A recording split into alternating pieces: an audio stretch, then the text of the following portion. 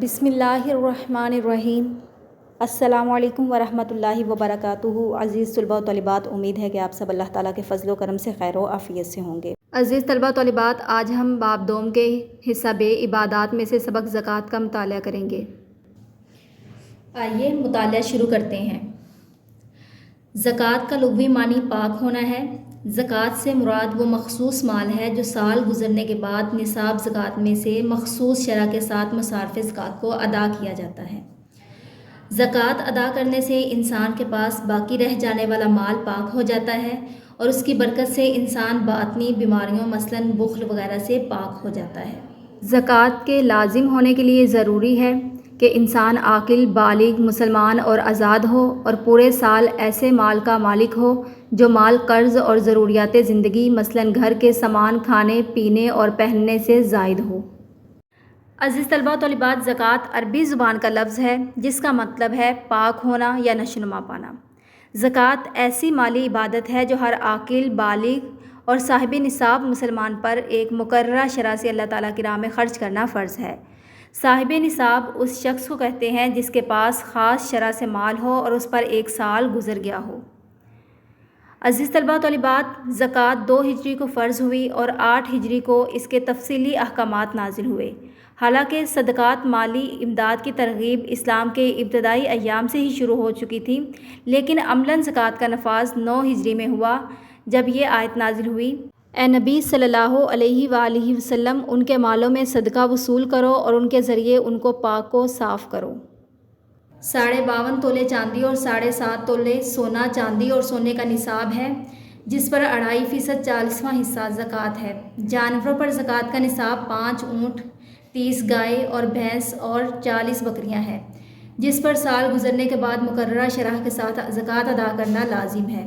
اس کے علاوہ نقدی اور مال تجارت پر بھی 2.5% کی شرح سے سال کے بعد زکوٰۃ ادا کرنا لازم ہے۔ عزیز طلباء و طالبات، جیسا کہ اس پیراگراف میں ہم نے پڑھا ہے کہ جس کے پاس 7.5 تولے سونا یا 52.5 تولے چاندی یا اس کی مالیت کے برابر نقدی یا سامان تجارت اپنی حاجات اور ضروریات سے زائد ہو، اس پر سال گزر جائے تو اس کا 40واں حصہ یا 2.5% حصہ زکوٰۃ دینا فرض ہے۔ عزیز طلباء و طالبات، آپ کی معلومات میں اضافے کے لیے میں آپ کو بتا دیتی ہوں کہ جانوروں پر زکوٰۃ کتنی دی جائے۔ اونٹ کا نصاب: 5 سے کم اونٹوں پر زکوٰۃ نہیں۔ 5 سے 24 تک ہر 5 اونٹ کے بعد 1 بکری زکوٰۃ دی جائے گی۔ بیل، گائے، بھینس کا نصاب: 30 سے کم گایوں پر زکوٰۃ نہیں۔ 30 گایوں پر 1 سال کا بچڑا یا بچڑی زکوٰۃ دی جائے گی۔ 40 گایوں پر 2 سال کا بچڑا یا بچڑی بطور زکوٰۃ دی جائے گی۔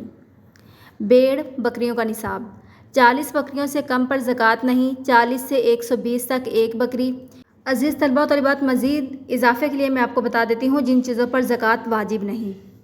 ذاتی مکان یا مکان کی تعمیر کے لیے پلاٹ، ذاتی اشیاء مثلاً کار، فرنیچر، فریج، حفاظتی ہتھیار وغیرہ خواہ کتنی ہی قیمت کے ہوں۔ سبزی پر زکوٰۃ نہیں، اور اتنا قرض ہو کہ اس کے ادا کرنے کے بعد اس کے پاس نصاب جتنا مال باقی نہ رہے، اس پر بھی زکوٰۃ لازم نہیں۔ کارخانے یا فیکٹری کی مشینری، ڈیری فارم کے مویشیوں اور گائے پر دیے گئے مکانات پر زکوٰۃ نہیں، بلکہ ان سے حاصل ہونے والی آمدنی پر حسب شرائط زکوٰۃ واجب ہے۔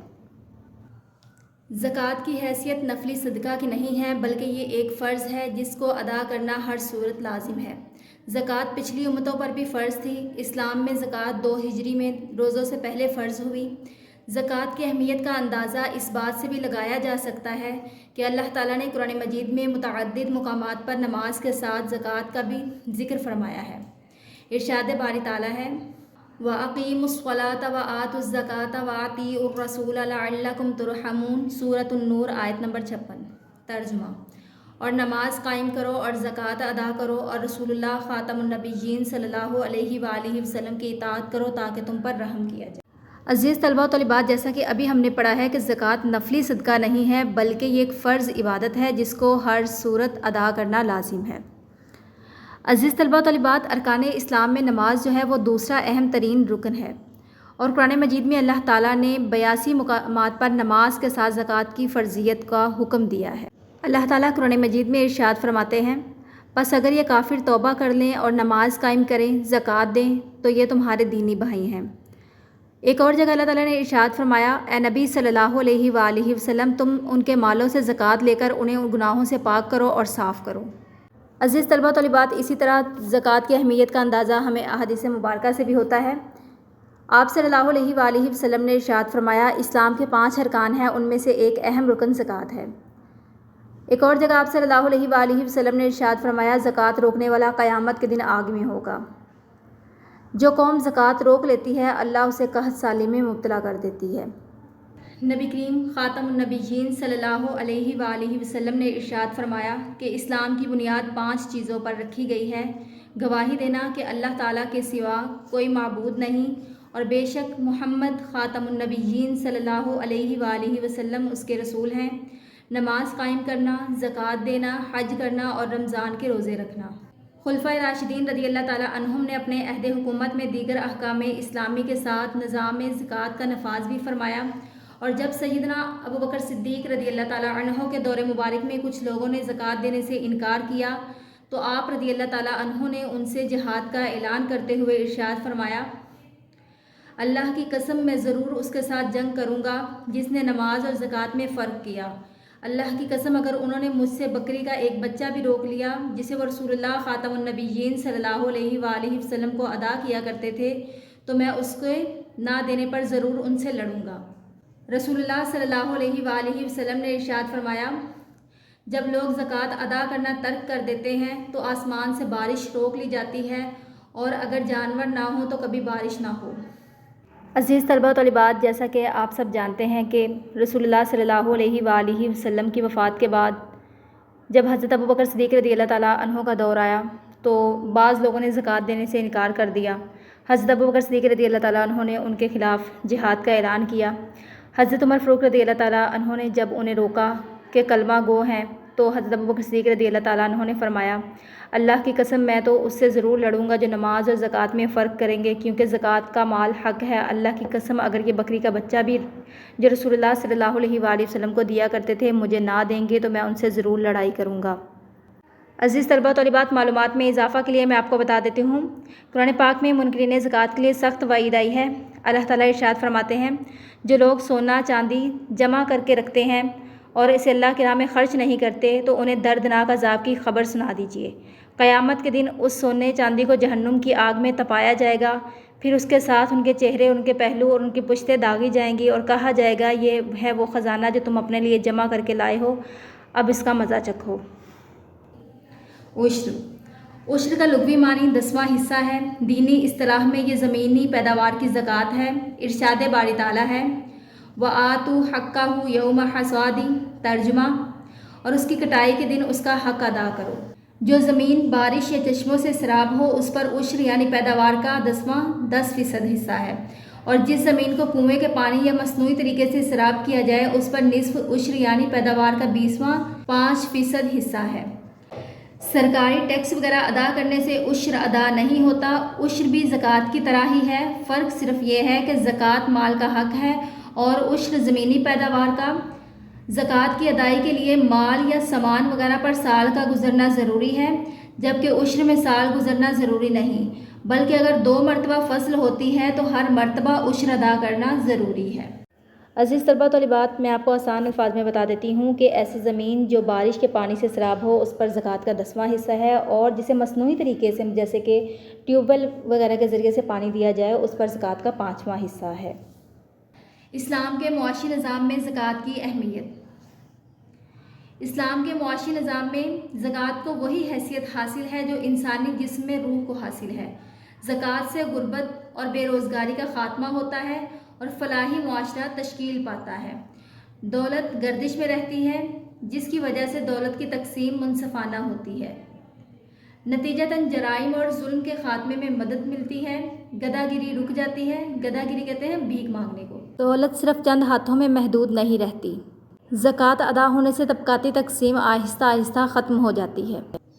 پاکستان کو ایک اسلامی فلاحی مملکت بنانے کے لیے نظام زکوٰۃ کو مؤثر بنانا ضروری ہے تاکہ معاشی عدل قائم ہو اور اس نظام کی برکات بھی حاصل ہوں۔ عزیز طلبہ طالبات، اس پیراگراف میں ہم نے زکوٰۃ کی معاشرتی اہمیت کے بارے میں پڑھا ہے کہ جو زکوٰۃ ہے وہ غربت کا خاتمہ کرتی ہے، معاشرے میں امن و سکون قائم کرتی ہے۔ زکوٰۃ ادا کرنے سے اللہ تعالیٰ کی محبت پیدا ہوتی ہے۔ زکوٰۃ ادا کرنے سے معاشرے سے غربت کی حالت بہتر ہو جاتی ہے۔ زکوٰۃ ادا کرنے سے مال میں برکت ہوتی ہے اور زکوٰۃ ادا کرنے سے ایسی بیماریاں ختم ہوتی ہیں جو انسان کو برباد کرتی ہیں، جیسے کہ حسد، بغض، کینہ جیسی بیماریاں۔ اور زکوٰۃ ادا کرنے سے مال کی محبت جو ہے وہ دل سے ختم ہو جاتی ہے اور انسان کا دل پاک ہو جاتا ہے۔ زکوٰۃ ادا کرنے سے انسان کے دل میں مخلوق الہی کی خدمت کا جذبہ پیدا ہوتا ہے۔ عزیز طلباء و طالبات، زکوٰۃ ادا کرنے کے اور بھی بہت سے دنیاوی فائدے ہیں، لیکن سب سے بڑا فائدہ یہ ہے کہ اللہ تعالیٰ اور حضرت محمد صلی اللہ علیہ وآلہ وسلم خوش ہوتے ہیں اور آخرت میں کامیابی ملتی ہے۔ عزیز طلباء و طالبات، اب ہم مشق حل کرتے ہیں۔ درست جواب کا انتخاب کریں۔ دین اسلام میں زکوٰۃ کی حیثیت ہے۔ فرض کی۔ حضرت ابوبکر صدیق رضی اللہ تعالیٰ عنہ نے کن لوگوں کے خلاف اعلان جنگ فرمایا؟ زکوٰۃ کا انکار کرنے والوں۔ حدیث نبوی کے مطابق اللہ تعالیٰ آسمان سے بارش کو روک دیتا ہے زکوٰۃ نہ دینے سے۔ زمینی پیداوار کی زکوٰۃ ہے عشر۔ زکوٰۃ کا نظام رائج ہونے سے خاتمہ ہو جاتا ہے گدھا گیری کا۔ مختصر جواب دیں۔ زکوٰۃ کا معنی و مفہوم بیان کریں۔ جواب: زکوٰۃ کا لغوی معنی پاک ہونا ہے۔ زکوٰۃ سے مراد وہ مخصوص مال ہے جو سال گزرنے کے بعد نصاب زکوٰۃ میں سے مخصوص شرح کے مطابق مصارف زکوٰۃ کو ادا کیا جاتا ہے۔ زکوٰۃ ادا کرنے سے انسان کے پاس باقی رہ جانے والا مال پاک ہو جاتا ہے اور اس کی برکت سے انسان باطنی بیماریوں مثلاً بخل وغیرہ سے پاک ہو جاتا ہے۔ سوال نمبر 2، نقدی اور مال تجارت پر زکوٰۃ کی شرح تحریر کریں۔ 52.5 تولے چاندی اور 7.5 تولے سونا چاندی اور سونے کا نصاب ہے، جس پر 2.5% یعنی 40واں حصہ زکوٰۃ ہے۔ جانوروں پر زکوٰۃ کا نصاب 5 اونٹ، 30 گائے اور بھینس اور 40 بکریاں ہیں، جس پر سال گزرنے کے بعد مقررہ شرح کے ساتھ زکوٰۃ ادا کرنا لازم ہے۔ اس کے علاوہ نقدی اور مال تجارت پر بھی 2.5% کی شرح سے سال کے بعد زکوٰۃ ادا کرنا لازم ہے۔ سوال نمبر 3، حضرت ابوبکر صدیق رضی اللہ تعالیٰ عنہ نے زکوٰۃ کی اہمیت کے بارے میں کیا ارشاد فرمایا؟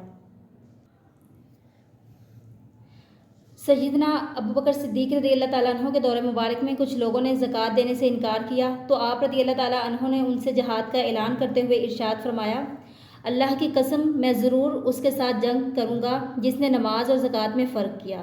اللہ کی قسم اگر انہوں نے مجھ سے بکری کا ایک بچہ بھی روک لیا جسے وہ رسول اللہ صلی اللہ علیہ وآلہ وسلم کو ادا کیا کرتے تھے تو میں اس کے نہ دینے پر ضرور ان سے لڑوں گا۔